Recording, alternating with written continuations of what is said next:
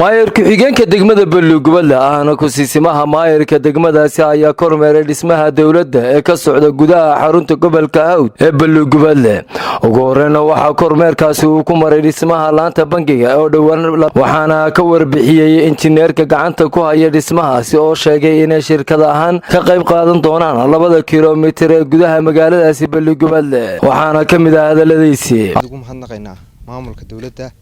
dawladda dhexe haday noqoto barsaabka iyo haday noqoto maamulka dawladda hoose ugu horeeyay maayirka xigeenka oo maanta nagu soo booqday waxaan u sheegaynaa bulshada ku dhaqan degmada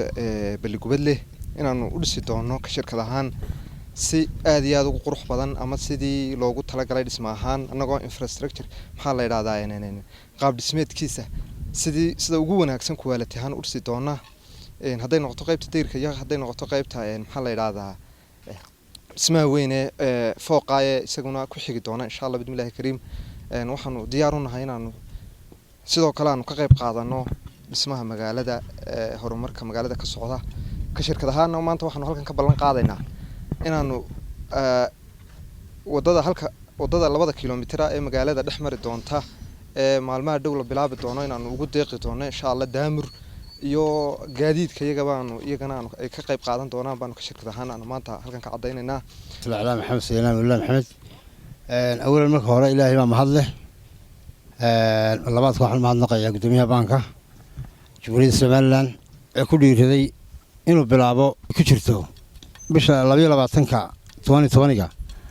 nolol doono qayb wixii harsanaa banka oo ah guri hal dabaq ah oo ah sida kuwa loo dhisay degmooyinka kale oo dadweyne iyo maxaan ku radaa wajaale sidoo kale waxa uu kormeer la mid ah kan oo kale ku maray dhismaha wasaaradda ganacsiga oo kooban kana socda isla xarunta gobolka Hawd waxaanu baaqa fariina u diray wasaaradaha kale ka maqan gudaha magaalada Balugubadle in ay sanadkan soo dhistaan dhismahooda iyagoo ay dawladda hoose degmada Balugubadle ay bixisay dhulkii laga dhisi lahaa kaamboolka wasaaradaha waxaan baaq u dirayaa dhammaan wasaaradaha dawladda anagoo bixinay wixii dhul ahaayee loo dejin lahaa isduwayaasha oo diyaar naga yihiin hadda waxa socda ka gobol ahaan baankana dhex joogna darkaysaan iyo wasaaradda ganacsiga waxaan fariin u dirayaa maxaan ku radaa wasaaradaha kalena inay sida dhaqsaa ayaguna soo dhistaan anagoo dhulkii loo diyaarna u reeri guddoonsiinay oo naga hayaan waayo dhagax haddii meel la dhigo wuxuu soo kordhiyay oo toronto anagoo taama rabno waxaan u baahanahay si dhaqsaa haddii la yiraahdo sanadka cusub markay bilaabanto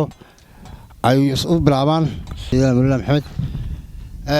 halka waxaan ugu nimid maanta kormeer wixii dhismo loo socda ka degma ahaan anagoo soo marnay baankii dhismihii baanka oo ah deer iyo hal qol ka socdo halkaaynu joognaana waxa weeyaan xaruntii ganacsiga wasaaradda ganacsiga alxamdulillaah rabbil caalamiin way mahadsan yihiin wasiirka ganacsiga Saad Saachin oo dhagax dhigay wasaaraddan oo hadda bilaabay labada qol aan arkayno iyo deerkii Cabdiraxmaan Samariye TV caalamiga Home Cable TV xarunta gobolka Hawd ee Balugubadle